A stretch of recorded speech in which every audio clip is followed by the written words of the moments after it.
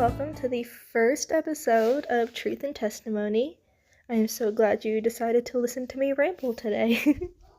Truth and Testimony is my new podcast about Jesus and finding the Lord and just mental health and just anything faith-based, honestly. This has been something that has been really on my heart to start, and I take inspiration a lot from Ali Yost and her podcast, Christ with Coffee on Ice. So if you ever hear any references to that, that's why. As you saw, today's episode is called Mental Health in Jesus. I will be talking about depression and anxiety and finding hope and freedom through Jesus. Hence why it's called Mental Health in Jesus. As someone who has really struggled with their mental health, I have found that Jesus and getting close to the Lord has helped me heal and helped me find my freedom from anxiety and depression. And I just want to help anybody else who is struggling to find that freedom. John 8:36 says, if the Son sets you free, you are truly free. And I most definitely believe that, because he is on the way. He is working on setting me free from all of my anxieties. And what I have found that helps is definitely getting closer to him and reading my Bible, and definitely prayer. Prayer is so powerful, and people don't even realize that. That's something that they skip over so much. A lot of Christians skip over throughout the day, and you don't even think about it until the end of the day, and you're like, did I pray today? I don't quite know how I'm going to structure this video, if there's going to be any structure at all, honestly. So we're just going to see where we are led to, what we are led to talk about, where we're led to go. I think definitely now in this generation, mental health is definitely something people struggle with. Like, at least 50% of people struggle with. You don't even know what people are going through. That's why they tell you to treat people with kindness. You don't know what they're going through, so you never know, like, who's around you struggling, and you never know, like, what they're going through, what's going on in their head. And I believe that those struggles, like anxiety and depression, are not from God. And that's why when you become closer to the Lord, you become happier. Happiness is not promised, but peace is. So happiness and peace are not the same thing. I'll get into that. But peace is something that I've experienced through the Lord, and only through the Lord, because everything else is temporary. All that happiness that you get from your addictions or your overindulgences, that's all temporary, but God is eternal. So I think when you find your happiness in Jesus, then you definitely will have eternal peace. John 14:27 says, I am leaving you with a gift, peace of mind and heart, and the peace I give you is a gift the world cannot give, so don't be troubled or be afraid. I think when people say all these nasty things about you, or just they bully you, or they're just so mean to you, I think it's honestly because they don't have true peace and they don't have Jesus with them. And when people are of the world, they have what Ashley Hetherington likes to say, they have a heart of stone. So I definitely think people who bully or say nasty things, they don't have peace, and they don't have Jesus, because peace comes from Jesus. I think I already said that. And God isn't just going to give us peace. It's not how a relationship works. Relationships go both ways. So he is always seeking us out. But if we're not seeking the Lord, then where is that relationship going to go? If Like if you're dating somebody and only it's a one-sided relationship, where's that relationship gonna go? Somebody's gonna become bitter, or somebody's gonna leave. Not saying God's gonna leave us, but it's just not gonna work. How I think about it, and I might be wrong, is joy and happiness is being happy with what's going on and being happy because of your circumstances. But peace to me is more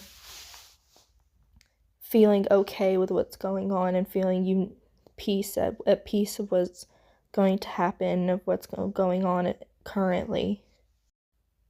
But I think the way to peace is definitely, I keep saying definitely, I think the way to peace is faithfulness and having faith in your God's plan for you and not questioning it, having obedience and faith and knowing that he's not going to leave us. He has so much planned for us, and I don't want to let him down by not fulfilling that.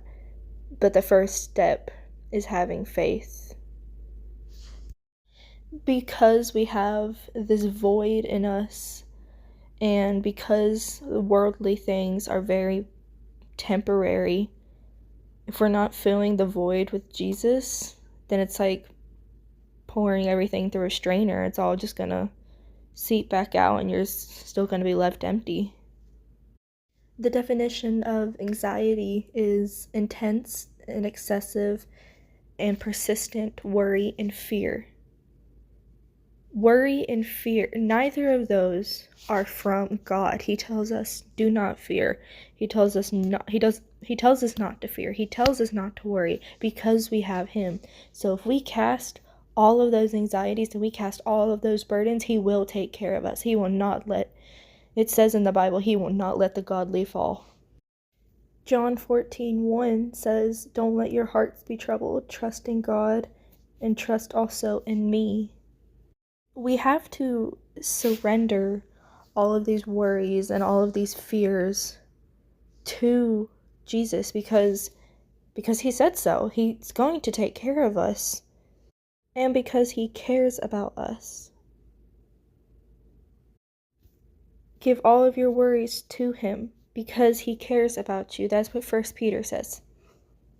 You have to surrender those things. And surrender is not, it's absolute. Surrender is absolute. You have to give it all to him. You can't come back 5 days later and say, I'm going to take this back from you, God, because I'm going to just listen to myself. I'm going to rely on my own understanding. No, you can't do that. You surrender.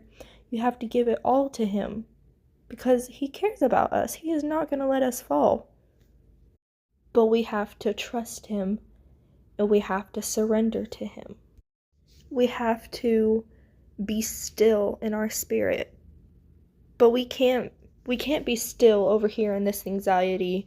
We have to be still over here in Jesus. Because if we're sitting over here and being still in the anxiety, we're just sitting there wallowing in it.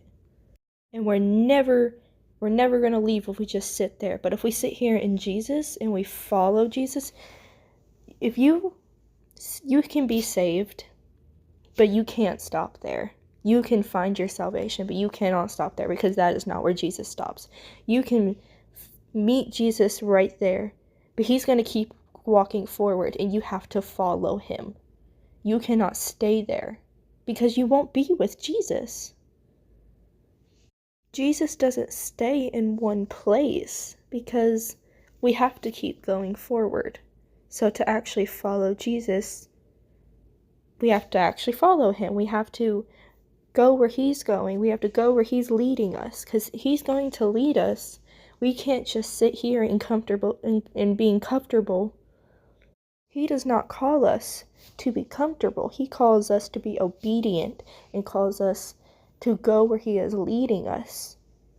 And he is not going to give us this anxiety because anxiety is not from the Lord. It is from the enemy. And how do we get rid of stuff from the enemy? We go to God. We follow God. We follow Jesus. We get closer to them. and all those anxieties and all of that depression and all of that, it will just fade away. And I know because it happens to me. I understand people stray away. I stray away sometimes. I am no different. But we have to keep following him, because if we don't, the anxiety is just going to come back. We have to keep Jesus in our hearts, because that void, that depression that we feel, Jesus, when he comes into our hearts, he kicks that depression right out. And that void that depression was making us feel, that void is just filled with Jesus. And that is the most wonderful feeling ever.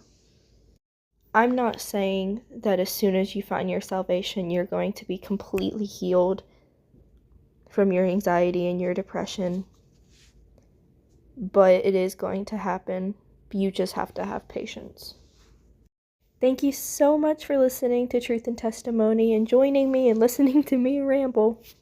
I hope you enjoyed today's episode. And if you want to hear more from this podcast, then please subscribe and like and hit the notification bell. Thank you.